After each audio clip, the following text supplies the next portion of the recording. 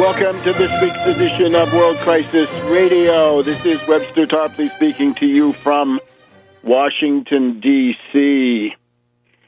Now, we've just completed the week of the Obama State of the Union message, and we'll have in-depth analysis of that. We're now approaching the Obama budget, and between the two of these, we will get the general outline of deception and betrayal. The problem of Obama is that he has adjusted the rhetoric to talk about income inequality and the plight of the middle class and the need for action implicitly to raise the standard of living, although he never quite puts it that way. But even though the rhetoric is going left, the reality remains betrayal, sellout to Wall Street, sellout to the money power.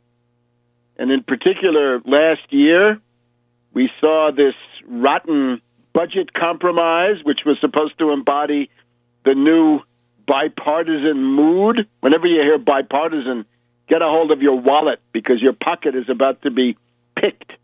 Bipartisan is a buzzword used to market deception, betrayal, and monstrosities to gullible petty bourgeois. The budget deal last year sacrifices the extended unemployment benefits for what is now almost 2 million families, and it will continue to rise through the year. The extended unemployed, the 99ers, in effect, or not even the 99ers, because there was never anything for them, but from the 50-week mark, well, from the 26-week mark on up, they are sacrificed by that budget deal. But we're supposed to celebrate it because it's the bipartisanship, these two criminal gangs, the Wall Street puppets of the Democratic Party and the fascists and reactionaries of the Republican Party get together. That's what comes out. And now we've got the Farm Bill. And the Farm Bill, which is going to be voted on by the Senate today being the 31st of January, 2014, that ag bill, Farm Bill, is something that it's a piece of genocide. It contains $8.5 billion of cuts in the food stamp program. That's genocide. That is killing Americans. People will die. In particular, 850,000 families are going to lose $90 a month as a result of this particular monstrosity. So the answer to that has to be no, no, and no. But that's what Obama seems to be ready to support. And I'm happy to say this issue is now so extreme that the Washington Post, believe it or not, the Washington Post wants this piece of crime and genocide to be vetoed. Obama should veto the Farm Bill. The editorial published yesterday, Thursday, January 30th, rotten produce. The Farm Bill deserves a veto. Well, remember, Obama in the State of the Union said, fairness and equal opportunity and income inequality are the defining challenge of our time. The Washington Post says, if you believe that, Obama, pick up your phone, since you have a phone, call Congress, and tell them that you're inking up your veto pen for the 2014 Farm Bill. This grotesquerie, says the Washington Post, robs from the poor and gives it to the rich. And the specific is, this bill cuts $8.5 billion over 10 years. So it's $850 million per year from the Supplemental Nutrition Assistance Program, SNAP, for the poor. It's for 50 million Americans, 15% of the entire population. And in particular, what is targeted here is the so-called heat and eat provision. If you're a low-income family, and if you're in states where the weather is cold, right? So this is heavily loaded towards the northern climes. The Heat and Eat program is that if you're getting any federal assistance to heat your home and stay alive that way in the winter, you automatically become eligible for a certain amount of food stamps. The heating program is, of course, LIHEAP. And if you go and get your copy of Obama, the Postmodern Coup, you will see that from early 2008 already, I was attacking Austin the Ghoul Goolsby of the Obama campaign because of his obvious hostility to the LIHEAP program. That is to say, the low-income heating assistance program. Obama never liked it. This Wall Street puppet and his gang of pseudo-economists never liked it. So in this case, people who get the food stamps that way are going to be left out in the cold where they can starve. Now, the House, of course, with all those reactionaries and fascist Republicans, have passed it 251 to 166. 166 is, to some extent, liberal Democrats who don't want to be part of genocide. There are also some fascisto Republicans in there who say there shouldn't be any food stamps at all. They should all starve. I rather imagine the Paul-Tards are in that camp. Remember, the Paul-Tard position is cut food stamps by 2/3, approximately. That was in the Restore America program of the Ron Paul campaign, issued in the autumn of 2011. But here's the idea. The Senate will vote today, and that will mean the bill goes to Obama. What's he going to do? And I would strongly recommend that it be vetoed. And indeed, here's the problem for Obama. Obama, you're out there talking about middle class. You're out there talking about income inequality. You want to help people, right? You're trying to pretend that you're not a Wall Street shill. And you're concerned about the minimum wage, and you're concerned about extended unemployment benefits. But wait a minute. Whatever you're giving with one hand, you're taking away and more from almost 1 million families. 1 million households are going to lose $90 a month, and this is a lot. The average benefit, remember, is about, $160 a month. So now you're going to take that away from them, right? That's quite a few meals that will not be eaten. So it means that the entire rhetorical posture of this supposed left turn by Obama, right, the populist turn, the income inequality, all of that is exposed as a complete fraud if Obama does not veto this monstrous farm bill. And then, of course, there's also a whole bunch of agricultural subsidies. Now, I am not automatically hostile to agricultural subsidies because you've got to eat, and you've got to have your own guaranteed in-country production of the principal food staple. So I'm not hostile to that at all. It is, of course, interesting that the Republicans in the House have removed the provision that requires that the benefits under these subsidies, the benefits accruing to members of Congress, have to be disclosed. They don't want that. But the principal thing here is it's not that the subsidies are bad, it's that you shouldn't cut anything out of food stamps. We'll be back in a minute on World Crisis Radio. Welcome back to World Crisis Radio. So the Washington Post, the house organ of the Federal Reserve, as long as it was in the Graham family, the Bezos Amazon house organ now says to Obama, you should veto the farm bill if you have any belief in your own announced principles. Well, we'll soon find out. And again, if Obama lets that one go through when he could stop it, it's not part of a huge budget package, right? It's not life or death, government shutdown or bankruptcy, whatever it is. This is a standalone bill.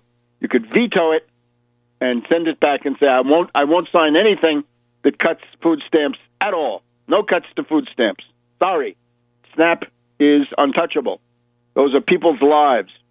Otherwise, you get in the same camp with Pellagra Paul, right? Ron Paul cutting food stamps by 2/3 so that the various kinds of vitamin deficiency diseases, right? Pellagra, rickets, and scurvy make a big comeback because you can only buy beans and pasta and rice, right? And you miss out on many nutritional elements.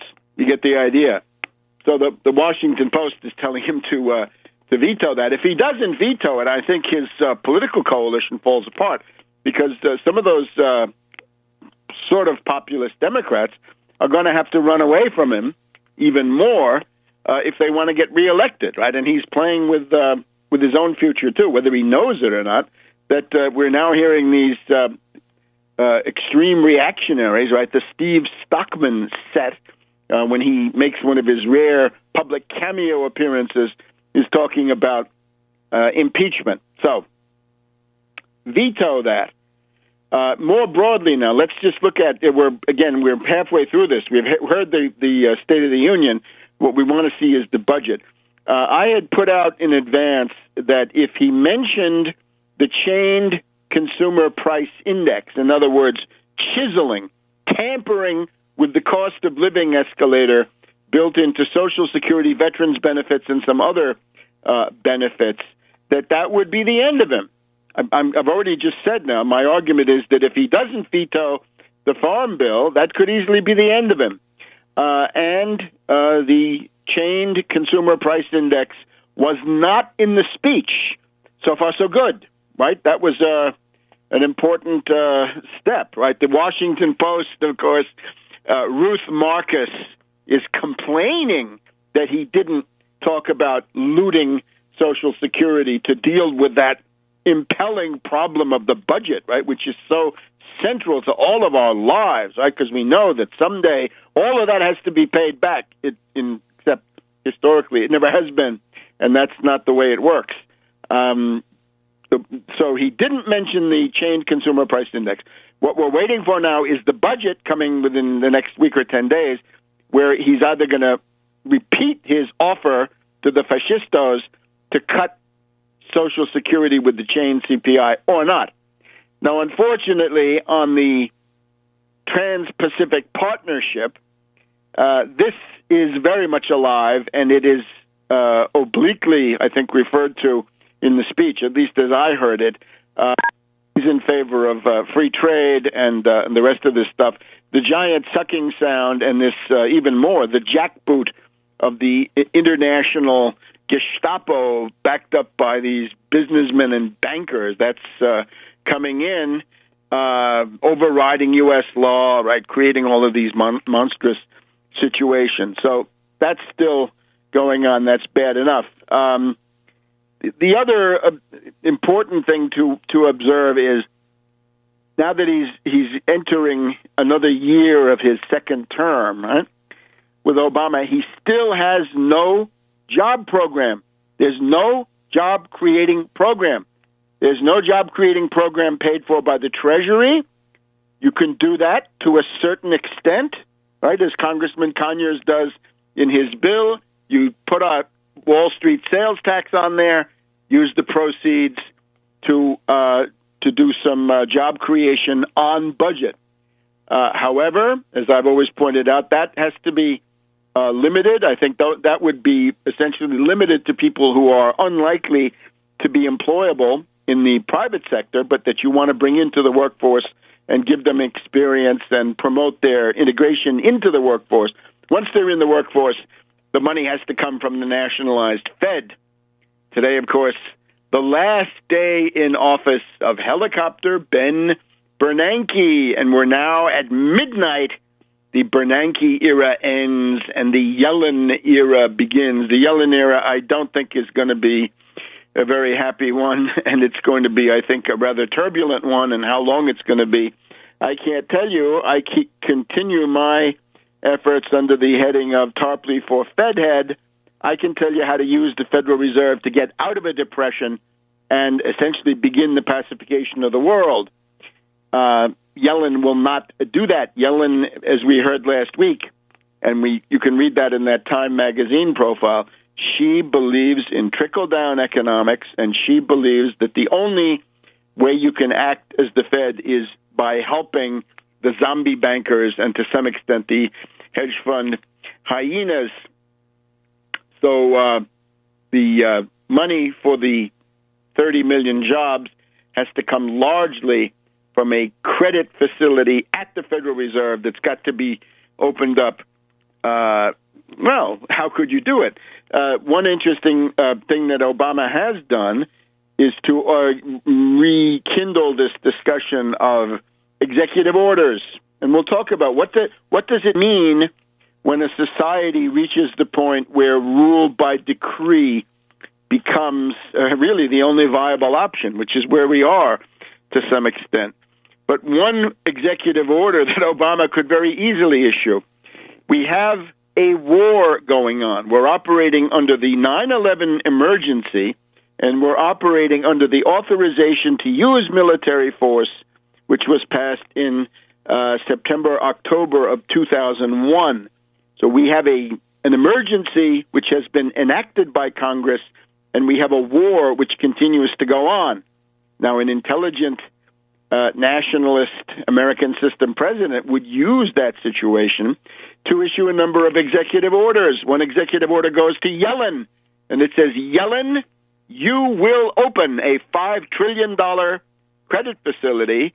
We're going to refinance the student loans because we have to promote education for competitiveness and for national security, National Defense Education Act kind of idea.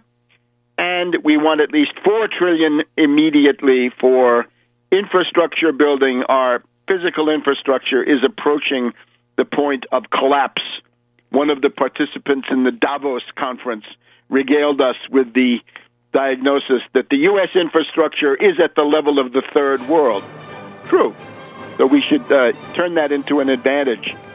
So we're entering the era of executive orders. The question is the quality of the executive orders.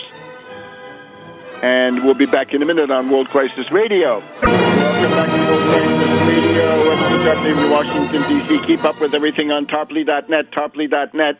Get that book, La France Conquise. If you want to be a knowledgeable analyst and conversationalist about World War I in this centennial year, you better get that book. Read that essay about King Edward VII and his various shenanigans, and other things will be coming up.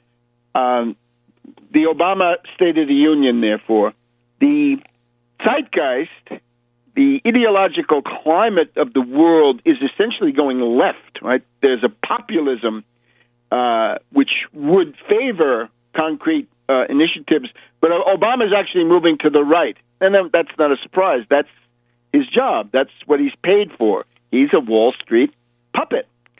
So, therefore, again, the budget deal has sacrificed the extended unemployed, and the Farm Bill proposes to sacrifice the 50 million food stamp recipients. Let me just remind people that it's the Farm Bill comes. It has a big input from the Senate Agricultural Committee. Right? We won't even talk about the reactionary Republicans in the House of Representatives, but this Debbie Stabenow of Michigan is the one who accepted the idea, the terrain of discussion.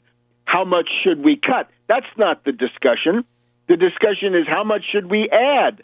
How much should we increase it? Right? At least Elizabeth Warren has got the sense to say the Social Security benefit has got to go up. The food stamp payment has got to go up, not down, Stabenow. And then we have the despicable Klobuchar, who probably should get a one-way ticket to Nuremberg. Klobuchar coming on television saying, oh, it's just a trifle, nobody cares, it doesn't matter, it's only 850,000 families who are going to lose $90 a month, doesn't amount to a hill of beans, right? Fine, get rid of her. Klobuchar and Stabenow, these two harpies of the Democratic Party in the Senate, right? Gender politics, again, guarantees nothing, right? Cruelty can be found just about anywhere. So this is now the problem as we wait for the budget. Veto that farm bill, and remember, the strategy is to destroy the reactionary Republican Party. They're now meeting in their retreat at Cambridge, Maryland. That retreat, we would like the model for the Republican retreat to be Napoleon's retreat from Moscow in 1812, where most of them don't make it. Right now, the polls all say something else, but with a little bit of effort, the Republican Party is fundamentally an artificial creation at this point. It's an artificial contraption, and it could be brought down with a relatively weak attack. Would be enough to tear them to pieces. And here's what it would be. Take these mass traction economic issues, make it broad, no cuts to Social Security, restoring cuts to Medicare, increases in Medicaid, maybe put that a little bit further down the list, but you get the idea. Increase the minimum wage for everybody. Extended unemployment benefits, right? Many people think in the middle class, they think they may need them. They'd like to have them. Food stamps, fully funded. How about stopping foreclosures? Stop foreclosures with, especially from financial institutions that have taken federal money, be it Treasury money or Fed money, and so on down the line. Do something to get the student loan interest rate down to zero. Mass traction economic demands. You pick a list of 5 or 6 or 7 of these points. You decide that you're going to fight for them. You go against the Republicans. The Republicans are going to be against all those things, obviously. You press the attack, and the Republicans begin to splinter, because these are all very popular things. This is New Deal America, after all. The support for these measures varies between 2/3, 3/4, and 4/5. It's between 67 and 80%, or even more, who want the New Deal economic rights to be maintained. Even many Republicans. You split them right down the middle. You press that attack, you smash the Republicans into pieces, and you destroy them. And that's what has to happen. And you see one of the main factors propping up the Republicans is Obama. And that, of course, is his job. And in particular, I wanted to suggest, the problem is not executive order, no executive order. No. The problem is this. If he uses the executive order for some loony left, loopy, global warming issue, pursuing this discredited theory of anthropogenic global warming, then you're putting yourself essentially on a collision course with everybody, with the entire society. Congressman Waxman says he's quitting. Well, it's about time. Congressman Waxman is the co-author of the infamous Waxman-Markey, which is the global warming carbon tax bill. And despite the efforts of Tom Hartman on the Russian channel, the American people don't want the carbon tax. They don't want austerity and taxation for the sake of this discredited theory, right?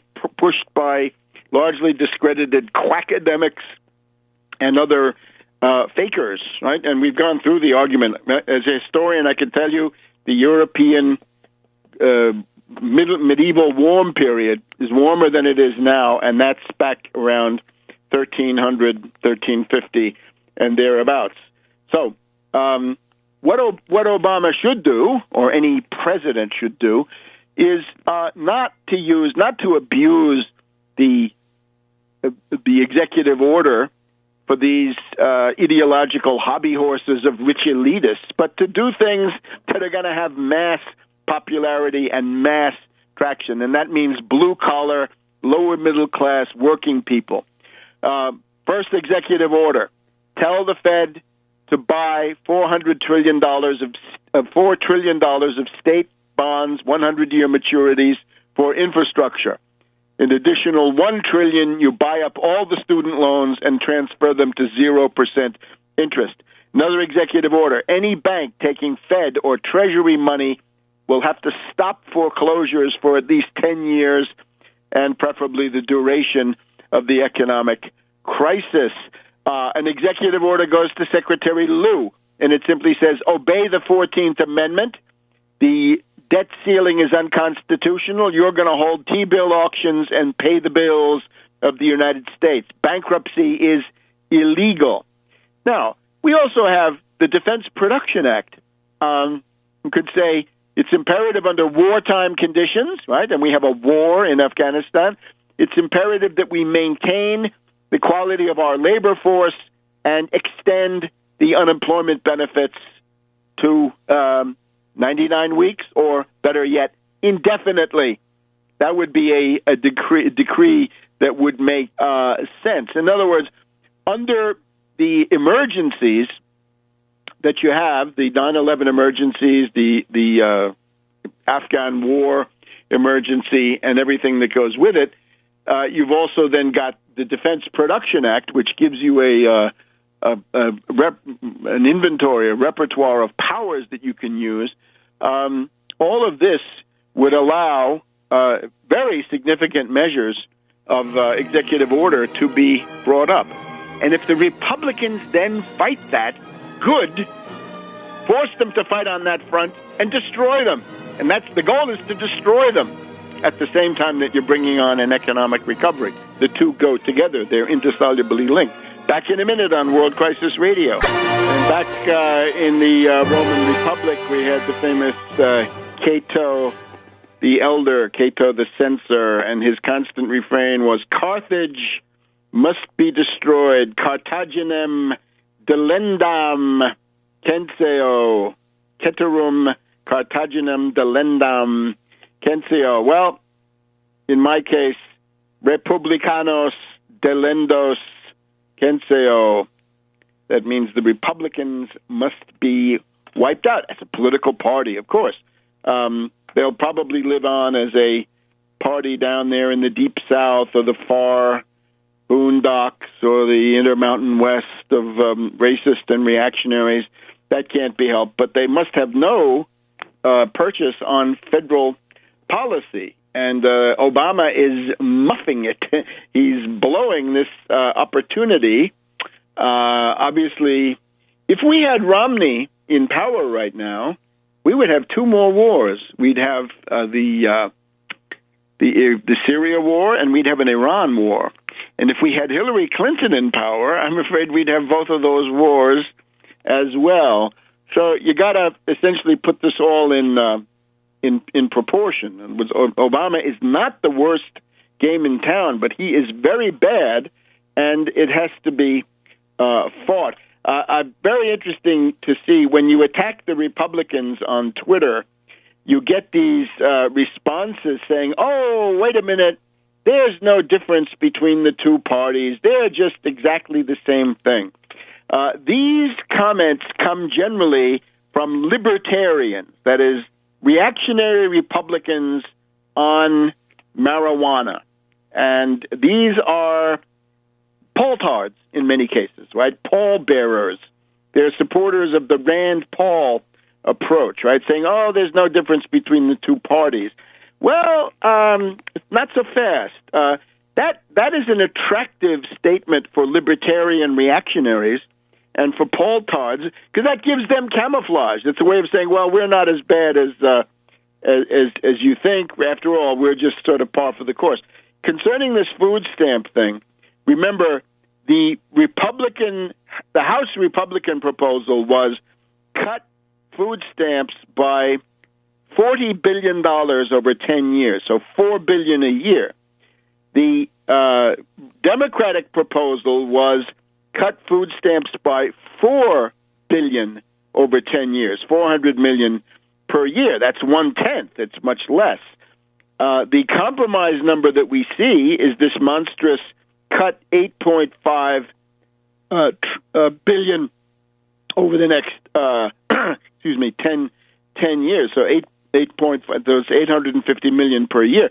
The Paul-Tard proposal was cut the whole program by about 63%. Let's call it 2/3, which would have been far more than any of this. So there is a difference. Plus, this is a question of active strategy, not just of passive bookkeeping.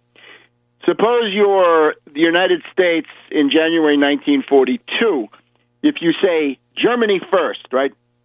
Attack Hitler first. It doesn't. This is not an academic exercise of saying, well, is the Nazi regime worse than the Japanese militarists, right? We've seen the rape of Nanjing and all those tens of millions of people killed in Japan, but at the same time in Nazi Germany, it also looks very bad. It is not a calculation of that nature. It's a question of how do you fight? What do you do? Not simply how do you sit back and pontificate about who's worse, right? Most of the people who send in these no difference between the two parties have absolutely no approach to overcoming the current two parties. And therefore, I repeat, the strategy can only be the destruction of the reactionary fascist Republican Party in place at the federal level at the very least, and then move on to split the Democrats. And let's go through this. The Republicans, if you add it up, are in total disarray. We have Governor McDonnell, former Governor McDonnell of Virginia, and his wife indicted by the feds for bribery. We have Governor Christie of New Jersey probed by a number of agencies for extortion, using federal funds, and for these dirty real estate deals involving the Rockefeller Group already, right? The Garden State Göring in big trouble. We have this famous Republican congressman from Florida who is now quitting, right? Because of his, he says his excuse was that he was an alcoholic, and therefore that got him into cocaine. So this is Radel, R-A-D-E-L. He's quitting. And then we have Ryan Grimm. Very interesting. This thug. I guess he comes from the Christie School of Thuggery, right? Staten Island being close to New Jersey. Remember, Ryan Grimm was one of the only people coming out and defending Christie during Bridgegate and now the Hoboken and other scandals. And he threatens to kill a reporter. He says, I'll break you in two and I'll throw you off this balcony. The Washington Post cartoon shows a journalist cut in two at the bottom of the below the balcony, and that's the new spirit of bipartisanship. All right, so Grimm, that's a death threat. Very interesting. Steve Stockman, mentally unstable, wants to impeach Obama, has taken 2 weeks off, and then makes a cameo appearance at the State of the Union, and then presumably goes back into his hibernation. Right? Voters would expect, they would hope, that Stockman would disappear for a longer time. Let's look at Georgia. Right? Remember the Republican motto: government doesn't work, elect us and we'll prove it. Give us power and we'll prove that government doesn't work. Nathan Deal, another Republican governor, in big trouble because of the snow, right? He went to sleep. He was asleep at the switch. It's worse than Bush in Katrina. And his emergency management director of the state went to sleep. So hundreds of thousands of people inconvenienced, and in some cases lives lost, 15 or 20 people dead, school buses full of kids, kids that couldn't get out of school because it was too much trouble for the august Republican governor of Georgia to stay up and listen to the Weather Bureau reports, the Weather Service, when they told him that it was going to be a severe weather emergency in the Atlanta area. And then we also have our dear reactionary intelligentsia, right? That, remember the group called the Dartmouth Review? This is where Laura Ingraham comes from, I think. And, of course, Dinesh D'Souza. And Dinesh D'Souza has now been indicted on federal charges of essentially, it's kind of money laundering, right? You're not allowed to say to somebody here, I've given my limit to this reactionary Republican candidate. I'd like you to give him up to your limit, and I'll reimburse you. I'll pay you that money, right? That's illegal.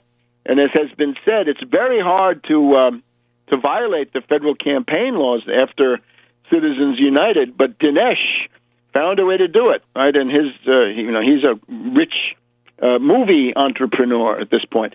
The other thing is the vulnerability of the Republicans to being split is shown by the fact that instead of having one response to the Obama State of the Union, they had four. First of all, they had the hack and dunce Kathy McMorris Rogers, who came out and spouted a bunch of Chamber of Commerce platitudes at the same time trying to touch our hearts with the story of her ghastly family. Then we had Little Rand Paul came out there. And, of course, now that the speculative markets overseas are in the process of collapsing, a lot of hot money wants to come home. Little Rand has a useful proposal to help those tax evaders get away with a minimal tax bill. That's his idea of the State of the Union. And a couple of more responses coming up in just a second on World Crisis Radio. Welcome to the second hour of World Crisis Radio here on January 31st, 2014. We've got Groundhog Day coming up, Candlemas. It means we're at the midpoint of winter, 6 weeks after Christmas and 6 weeks until the beginning of spring. And we've also got the stupor phenomenon coming up this weekend, and then the Olympics the week about a week from now.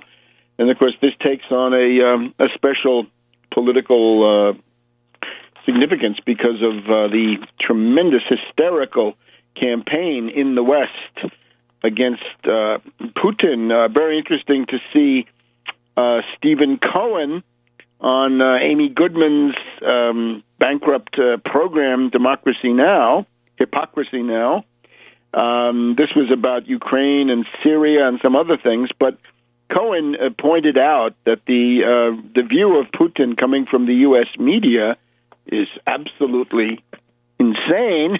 And then, even though there are a couple of minutes left in the broadcast, Amy Goodman hurried to cut him off, right? Cohen is somebody who has at least some insight into this. He's an old supporter of Bukharin, but at least that allows some insight into this compared to the vapid, bankrupt left liberalism of somebody like Amy Goodman.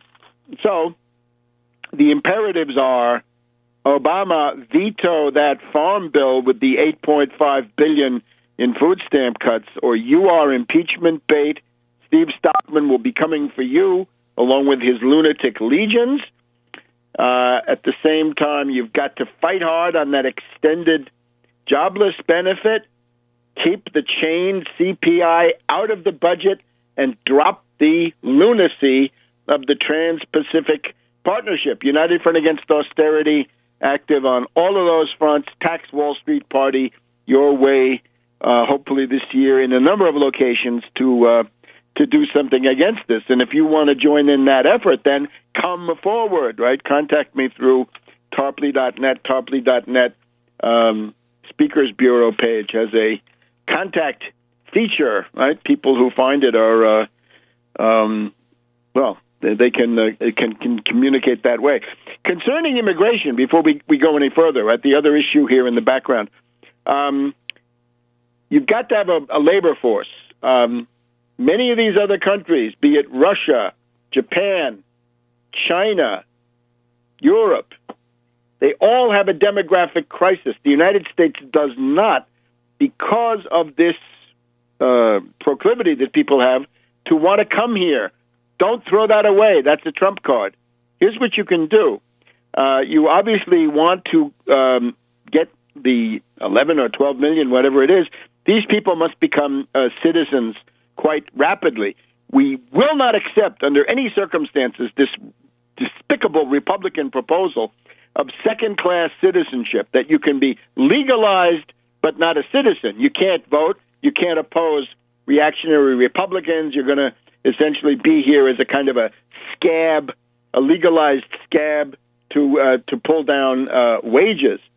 The one legitimate beef about immigration is that it pulls down wages. So what you've got to do is make sure that the immigration bill is combined with measures to shore up, support, and indeed increase the general wage scale. So one way you do that is with a $15 per hour minimum wage. And again, Obama could do that by executive order. Let the Republicans howl. Let the Supreme Court howl.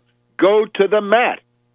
You can do it under the Defense Production Act. You can say, as my responsibility here in wartime, since we have the Afghan war, right, started by Mad Dog Bush the Younger, we still have an emergency.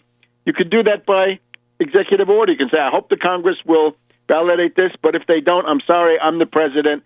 Buck stops here. We've got to have a labor force to wage war in the case of Afghanistan, right? Don't let a war go to waste. So far they have. You can say, I have to defend the viability of our labor force, and it's clear that if you're getting less than $15 an hour, that is not viable. The other thing you have to do, though, that puts a kind of a floor under it, but then what happens at the other levels, the somewhat higher levels, you've got to revive the labor movement. Anything that revives the labor movement has got to be embraced and enacted, and the thing that occurs is this card check, right? Not perfect, some problems with it, but in the emergency that we're undoubtedly in, pass card check, force that down the throats of these Republicans. Again, let them break up, let them fight among themselves, but card check, in other words, to facilitate the organization of labor at all levels, that's a very fundamental necessity, because as long as you don't have a healthy trade union movement, you do not have the necessary institutional counterweight to fight against these Wall Street austerity ghouls at all levels. And yes, we're going to get to this lunatic plutocrat, Tom Perkins. He said, lo, the poor billionaire, he says, right up, an absolute self-parody. The self-parodies have been coming thick and fast, right? Rand Paul warning the destitute against the corrupting power of a federal check. This seems to be out of some kind of satirical novel from the 1930s, but there it is. All right. The Republicans in disarray. McDonnell, Christie, this Florida congressman, Grimm, Nathan Deal of Georgia, D'Souza, all of these people are in big trouble. The four responses, not one, not two, not three, but four responses. Rogers, the dunce, and Hack with the Chamber of Commerce platitudes, okay. Rand, as we've heard, little Rand Paul running to bail out these hot money speculators, predators, and tax evaders. Mike Lee giving us historical lessons about the true content of the original Tea Party. Mike, your tradition is not the Boston Tea Party, or indeed the actions in distinguished towns of western Massachusetts like Great Barrington or Springfield. No, your tradition is the Mountain Meadows Massacre. Tell us about the Mountain Meadows Massacre and what you've learned about that. And then Ross Lightman gives a slanted version. I would invite somebody who has time. I would have done it this week, but I didn't get around to it, to compare Ross Lightman's Spanish version of the speech to the supposed original of Kathy McMorris Rogers. Well, anyway, if the opposition party presents itself split into 4 responses, surely that would be an opportunity for a capable politician president to split that party, drive a wedge between the Boehner leadership group and the Rand, Lee, Cruz, and other crackpot extremist forces. Now, the Republicans are in ideological crisis. The Republicans all say now in these speeches, Kathy McMorris Rogers in particular, that the status quo before Obamacare was unacceptable. Oh, their focus groups must be telling them that the Republican demand to simply repeal is not going to be popular. Now, we do have this Republican proposal, which I just want to go through to some degree. It's coming from Senator Coburn of Oklahoma. Notice he waits until he's leaving to do this because it won't be popular. Orrin Hatch and Burr. Hatch, of course, the Mormon Mafia from Utah. So here's the idea. Under this proposal, the Coburn-Hatch-Burr proposal, there is no individual mandate because there is no compulsion on the insurance company to sell you a policy. In other words, if you have a pre-existing condition, that can be grounds for denying you insurance. So you're back to the bad old days, back to the status quo, the worst feature. Back in a minute on World Crisis Radio. Welcome back to World Crisis Radio. Let's just get some specs on this Coburn-Hatch-Burr fakery. The first thing it does, to totally repeal the Obamacare Act. So total repeal of the Affordable Care Act, meaning they can't say you can keep what you've got, right? Because now a lot of people have something different. If you got your policy under Obamacare and you're getting a subsidy, they're going to take that away from you. How about that? So that's 3 to 4 million people right there, plus everybody who has benefited from the Medicaid expansion. Forget about that. They're going to take your health care away. Man, run and get treated. Run and get treated. If these fascist lunatics take over the Congress and the White House, then you better get treated now, right? Get all the work done that you can immediately, because they're coming after you and they want to take your health care away. That would be a good campaign theme. So repeal Obamacare. Then the pre-existing conditions come back. The insurance company can say no. If you've got a pre-existing condition, they can say, sorry, we won't take you. If somehow you can pay these astronomical premiums for 18 months continuously, right, without a break, then the insurance company is forced to continue you with insurance. But the problem is, once you're approaching 18 months, they're going to have every incentive to kick you off the policy. So, pre-existing conditions return. There is no individual mandate, and there are no minimum standards. In other words, there's no definition of what it means to be insured. There's no minimum standard on anything, right? Physical therapy or any of hundreds of other points. No, none of that. There are no specifications on what it means to be insured. There's nothing about mandatory preventive care. There's nothing about wellness visits, mammograms, anything like that. Forget all that. There's no lifetime limit, but there is, according to the summary, a yearly limit. Now, the yearly limit can be just as bad, right? Suppose you get into a terrible accident and you've got to have brain surgery, and all of that is concentrated in 1 year, right? You have the bad luck of having your accident in January rather than in December. It's all going to be concentrated in 1 year. As soon as you reach the limit, you're on your own again. See, Obamacare doesn't have that. The subsidies. Under Obamacare, an individual can get a subsidy with income up to $46,000.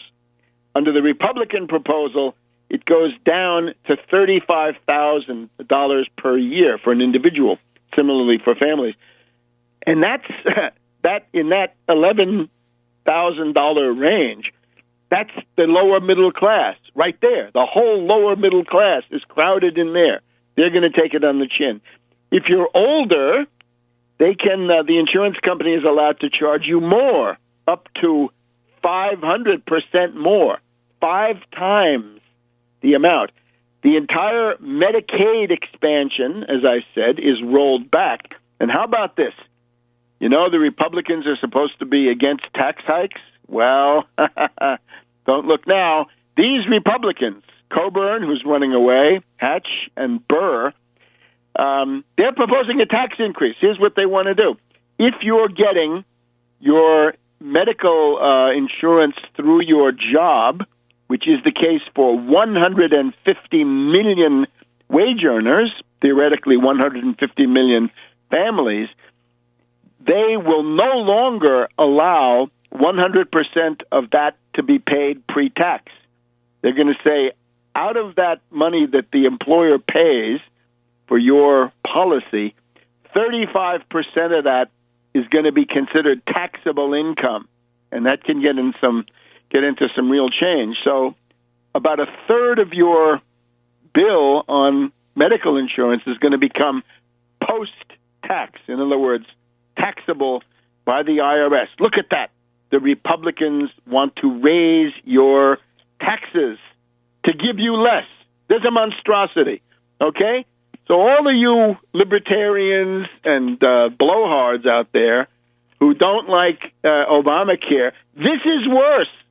This is clearly worse. Look at it point by point. The Republicans have made a terrible mistake, like Ron Paul in 2011. They've actually said what it is they want. So let's go back to pre-existing conditions. Where you lose your job, you don't have medical care, and if you need to sign up, they'll tell you, sorry, you've got a pre-existing condition, go and die. That's what the Republicans want for you. So actually, there is some sort of difference. And again, the difference only means whether it's going to be Germany first or Japan first. In other words, which one of these powers has to be attacked first? And it's obviously the Republicans. The Republicans are reported to be flailing for new ideas, new pieces of demagogy. And the name that's now in the ascendancy is this guy, Pertho Koukis, another kook. Right after Kukinelli, we've now got Pertho Koukis of the American Enterprise Institute. He seems to be part of the Larry Kudlow clique on Wall Street. But anyway, there we go. All of these Republican figures in big trouble, 4 responses, no policies. This party is ripe for destruction as long as you conduct some sort of attack. Now, concerning the rule by decree, obviously rule by decree is not ideal. Regular order is preferable to rule by decree. But when you reach this point, as I suggested before, the problem is the quality of the executive orders. Again, if you waste your time with executive orders on global warming and carbon and the rest of this, that's going to be a loser, and that's going to be a tragedy, right? That's going to destroy the issuer, but it's also going to destroy the country.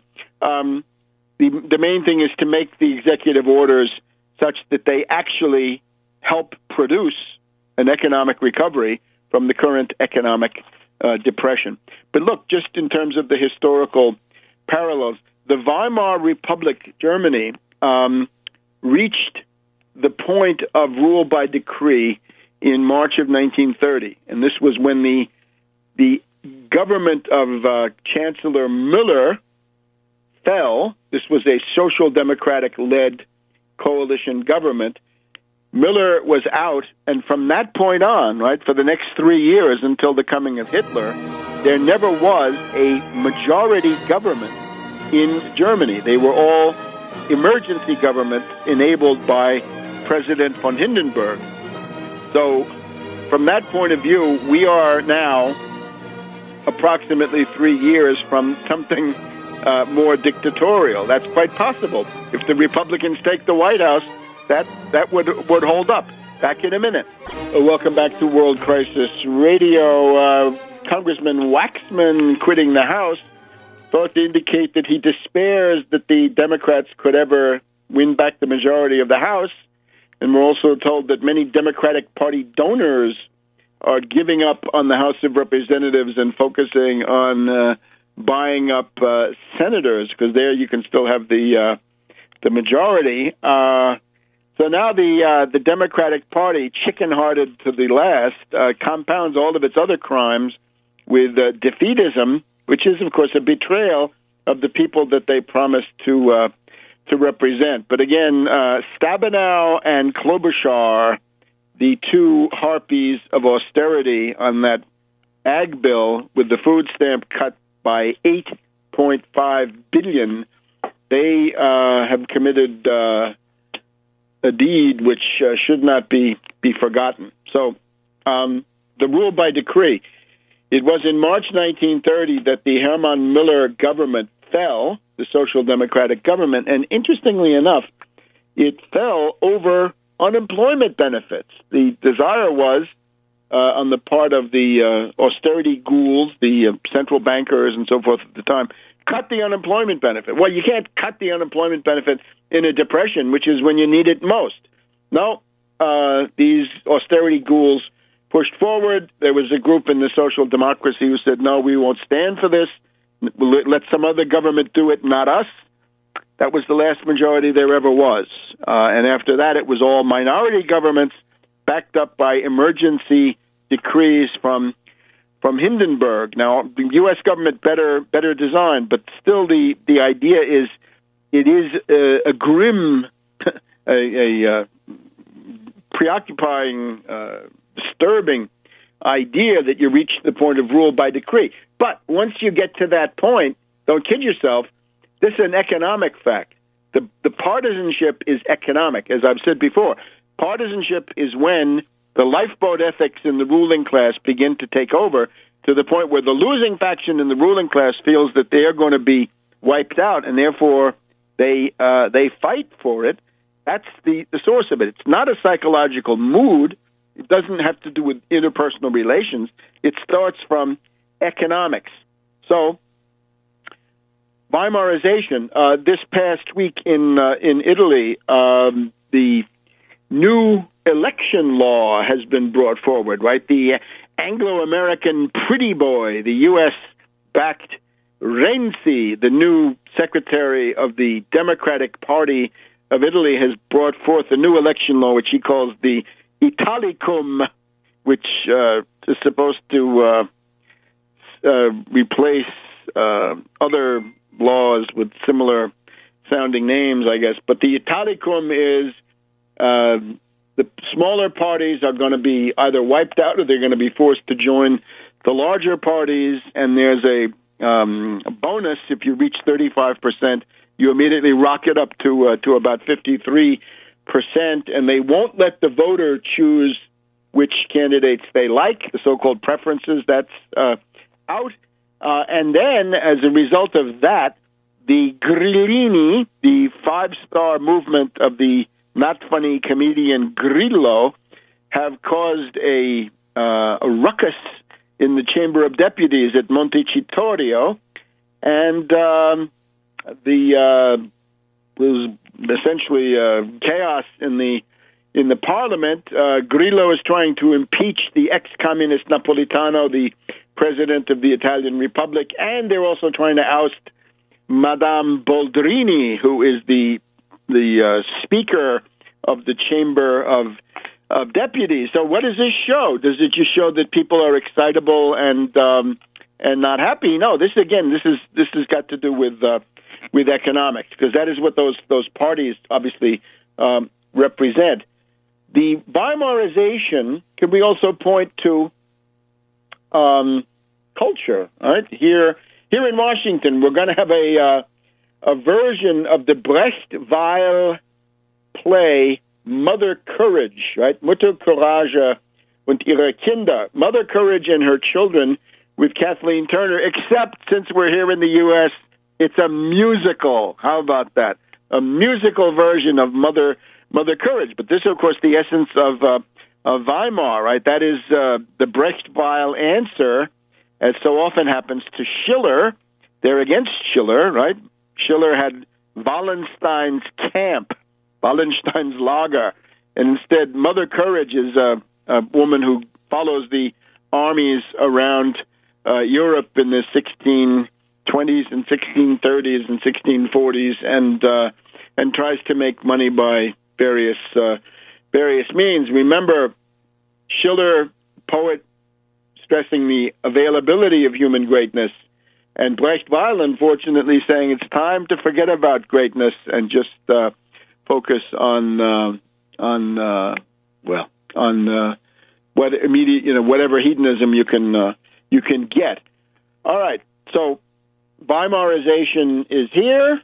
The question is, how do you get out of it? Well, it's the matter of not do you do executive orders or not, because their guy Bush did plenty. It's what kinds of executive orders. And the most important order is the one to the Fed saying, open up that credit facility, $5 trillion, 0% interest, maturities up to 100 years as needed, and get the student loan interest bill down to zero. All of that is within reach. Now, Obama obviously temperamentally, structurally opposed to all of that, but still, who knows? So now we have the economic situation. As I said before, we are here in the last day of the Bernanke era, and we have Yellen coming in at midnight. We'll talk about this in just a minute. Let me just finish up the political side of things. Hillary Clinton, big poll this week. This is the other side of the problem. The leadership of the Democratic Party, thoroughly rotten, thoroughly incapable of leading the U.S. out of a depression, and just not useful, right? More inclined to betray than anything else. So that's Hillary Clinton. The poll that we've got, big front page story here in the Washington Post, is that she has a 6-1 margin over her competition. It's Hillary 73% among Democrats, Biden 12%, Elizabeth Warren 8%. So it's basically 73 to 20. It's really more like a 3-1, but you get the idea. That's a disaster. And here's why. We look at this interesting Time magazine story here. Can anyone stop Hillary? With the pantsuit on the cover. What you have to understand about Hillary Clinton is simply war.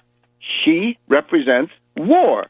She means war, like Romney, but maybe even more clear because of her profound psychological need to be the biggest warmonger on the scene. Let's just go into this. Remember, if you had Romney already, you'd have war with Iran and Syria. Similarly, I'm afraid, for Hillary Clinton. I'm quoting now from the article here, Time magazine, January 27th issue. As head of the State Department, Clinton sided with the generals in favor of a large Afghanistan troop surge. Biden was against it. That's a plus for Biden. She pressed to arm the Syrian rebels and later endorsed airstrikes against the Assad regime.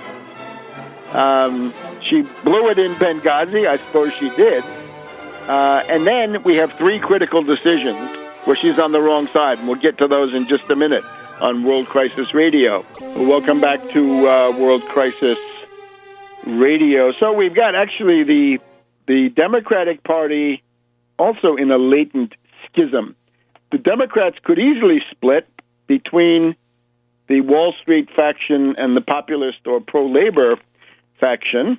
And the Republicans, as we've said, are already divided into four parts when it comes to the response to the State of the Union address. Right? So these parties are in bad shape, and I tried to follow that through the foreign analog of the Berlusconi party, which has now split. Right? There's the Berlusconi Forza Italia, and at the same time, the new center-right of Alfano, which might not survive, but there it is. It has split into two parts. So the principal right-wing party of Italy has split into two parts. These tensions certainly at work in the Democratic Party as well.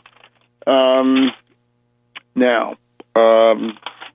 couple of words about Hillary. Right, we wanted to just wrap that up. Right, she's in favor of the Afghan surge.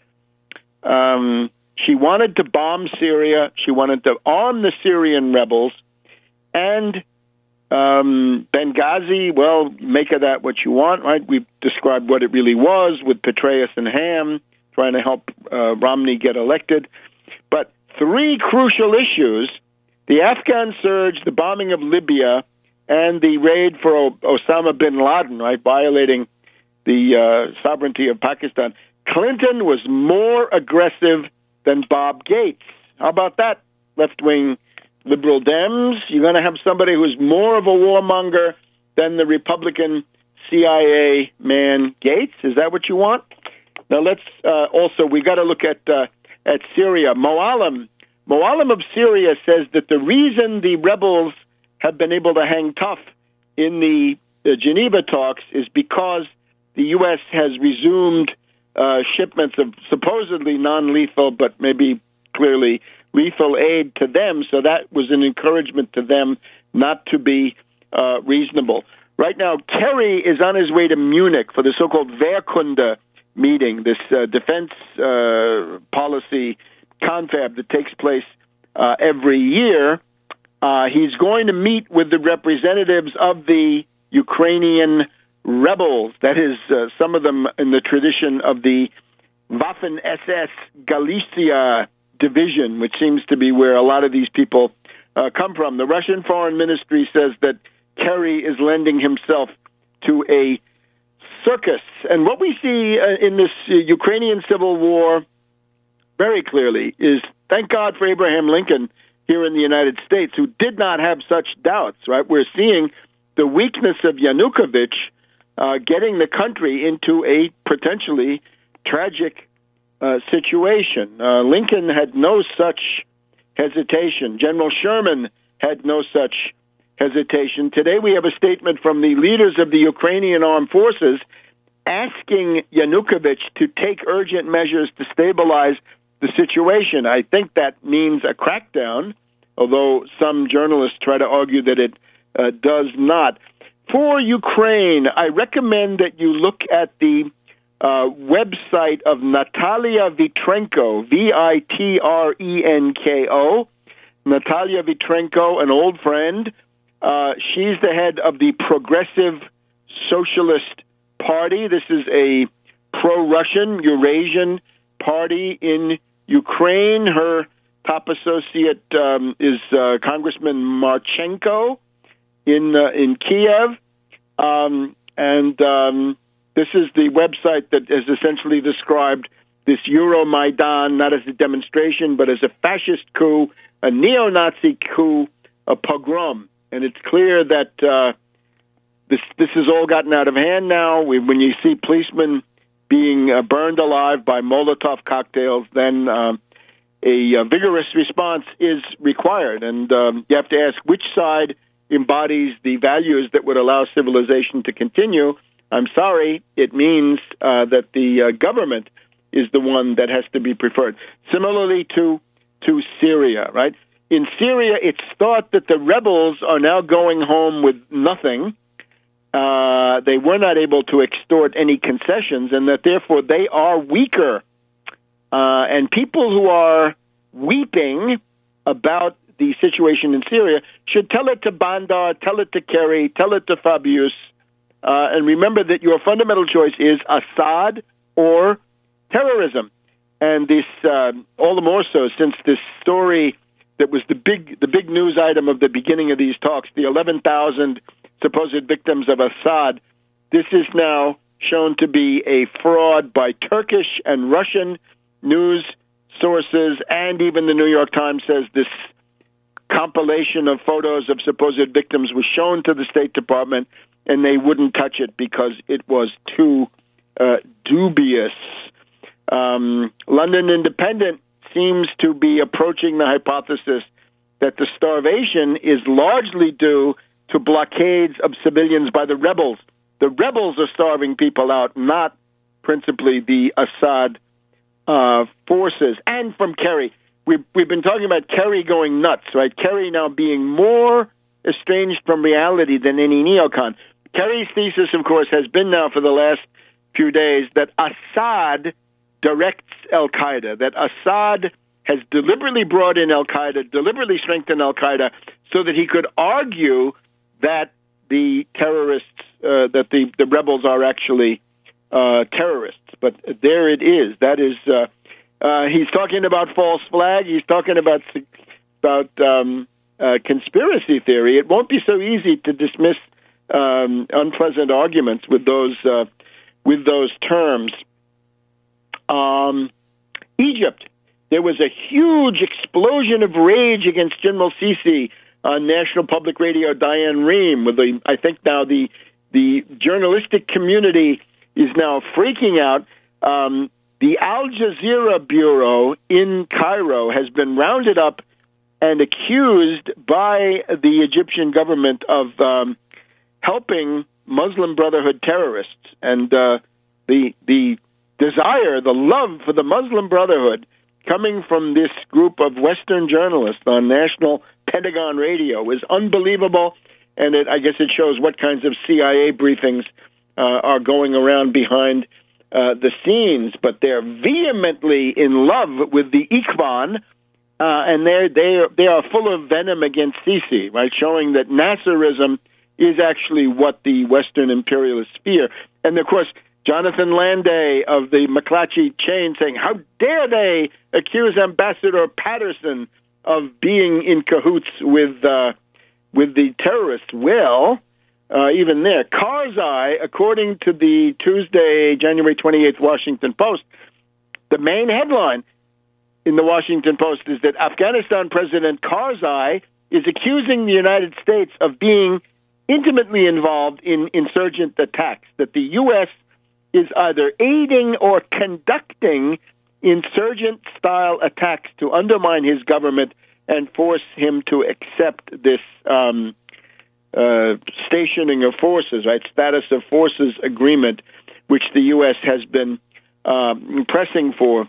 Let me also point out, since we mentioned Benghazi, Petraeus, and Ham, there's obviously some very big stuff happening in the U.S. Officer Corps. Well, part of it is simply that this is now a semi-defeated military after these 13 years now almost of war.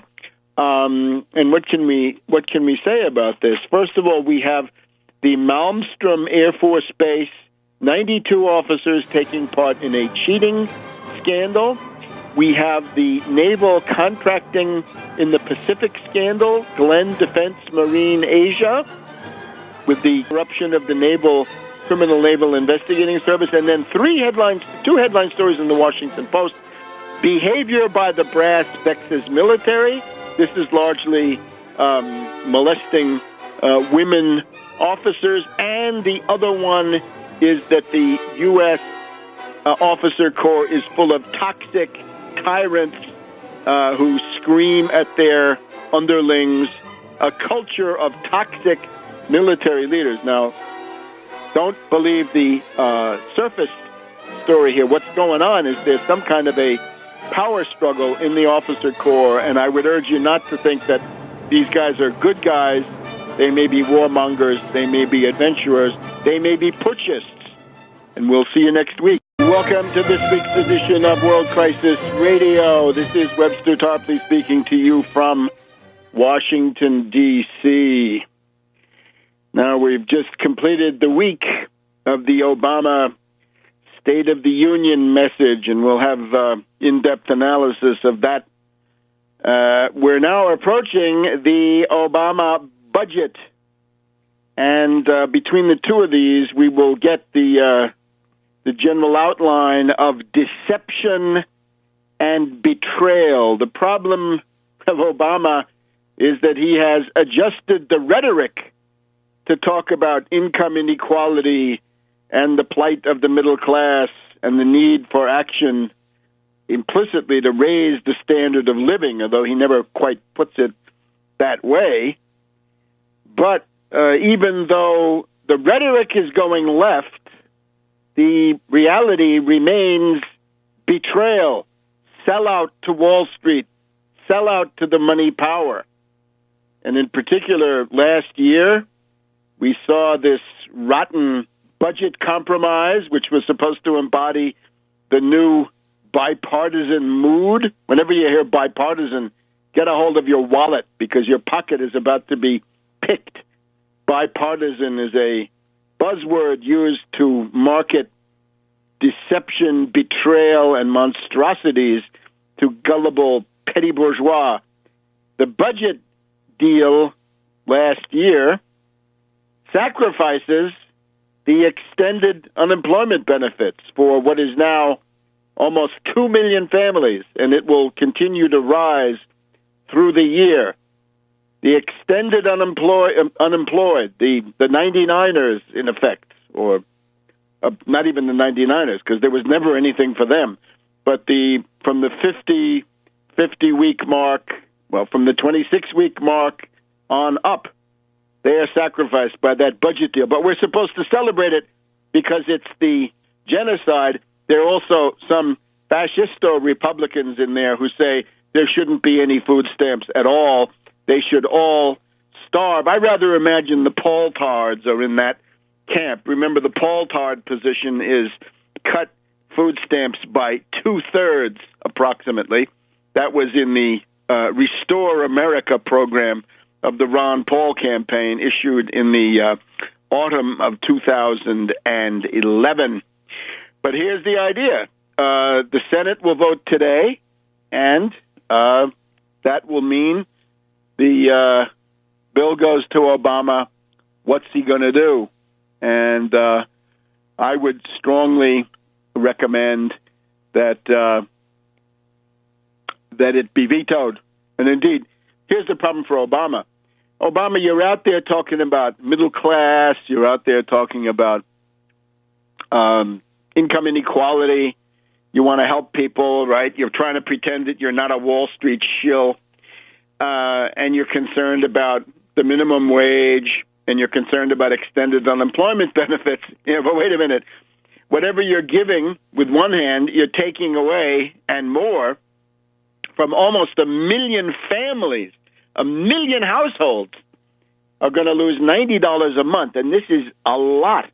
The average benefit, remember, is about, $160 a month. So now you're going to take that away from them, right? That's quite a few meals that will not be eaten.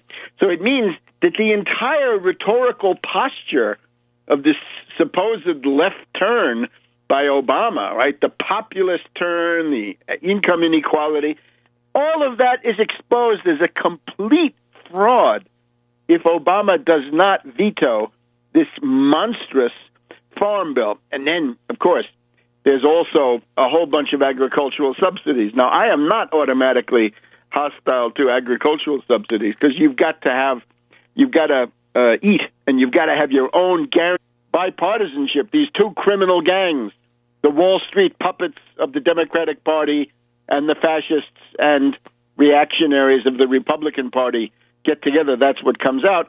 And now we've got the Farm Bill.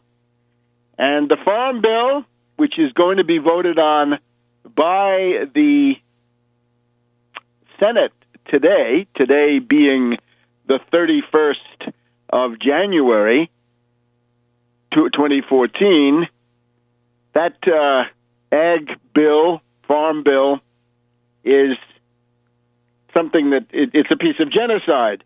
it contains $8.5 billion of cuts in the food stamp program. That's genocide. That is killing Americans. People will die. In particular, 850,000 families are going to lose $90 a month as a result of this particular monstrosity. So the answer to that has to be no, no, and no. But that's what Obama seems to be ready to support. And I'm happy to say this issue is now so extreme that the Washington Post, believe it or not, the Washington Post wants this piece of crime and genocide to be vetoed. Obama should veto the Farm Bill. The editorial published yesterday, Thursday, January 30th, Rotten Produce. The Farm Bill deserves a veto. Well, remember, Obama in the State of the Union said, fairness and equal opportunity and income inequality are the defining challenge of our time. The Washington Post says, if you believe that, Obama, pick up indeed in-country production of the principal food staple. So I'm not hostile to that at all. It is, of course, interesting that the Republicans in the House have removed the provision that requires that the benefits under these subsidies, the benefits accruing to members of Congress, have to be disclosed. They don't want that. But the principal thing here is it's not that the subsidies are bad, it's that you shouldn't cut anything out of food stamps. We'll be back in a minute on World Crisis Radio. Welcome back to World Crisis Radio. So the Washington Post, the house organ of the Federal Reserve, as long as it was in the Graham family, the Bezos Amazon house organ now, says to Obama, you should veto the Farm Bill if you have any belief in your own announced principles. Well, we'll soon find out. And again, if Obama lets that one go through when he could stop it, it's not part of a huge budget package, right? It's not life or death, government shutdown or bankruptcy, whatever it is. This is a standalone bill. You could veto it and send it back and say, I won't sign anything that cuts food stamps at all. No cuts to food stamps. Sorry. SNAP is untouchable. Those are people's lives. Otherwise, you get in the same camp with Pellagra Paul, right? Ron Paul cutting food stamps by 2/3 so that various kinds of vitamin deficiency diseases, right? Pellagra, rickets, and scurvy make a big comeback because you can only buy beans and pasta and rice, right? And you miss out on many nutritional elements. You get the idea. So the Washington Post is telling him to veto that. If he doesn't veto it, I think his political coalition falls apart because some of those sort of populist Democrats are going to have to run away from him even more if they want to get reelected, right? And your phone, since you have a phone, call Congress and tell them that you're inking up your veto pen for the 2014 Farm Bill. This grotesquerie, says the Washington Post, robs from the poor and gives it to the rich. And the specific is, this bill cuts $8.5 billion over 10 years. So it's $850 million per year from the Supplemental Nutrition Assistance Program, SNAP, for the poor. It's for 50 million Americans, 15% of the entire population. And in particular, what is targeted here is the so-called heat and eat provision. If you're a low-income family, and if you're in states where the weather is cold, right? So this is heavily loaded towards the northern climes. The heat and eat program is that if you're getting any federal assistance to heat your home and stay alive that way in the winter, you automatically become eligible for a certain amount of food stamps. The heating program is, of course, LIHEAP. And if you go and get your copy of Obama, the Postmodern Coup, you will see that from early 2008 already, I was attacking Austin the Ghoul Goolsby of the Obama campaign because of his obvious hostility to the LIHEAP program. That is to say, the low-income heating assistance program. Obama never liked it. This Wall Street puppet and his gang of pseudo-economists never liked it. So in this case, people who get the food stamps that way are going to be left out in the cold where they can starve. Now, the House, of course, with all those reactionaries and fascist Republicans, have passed it 251 to 166. 166 is, to some extent, liberal Democrats who don't want to be part of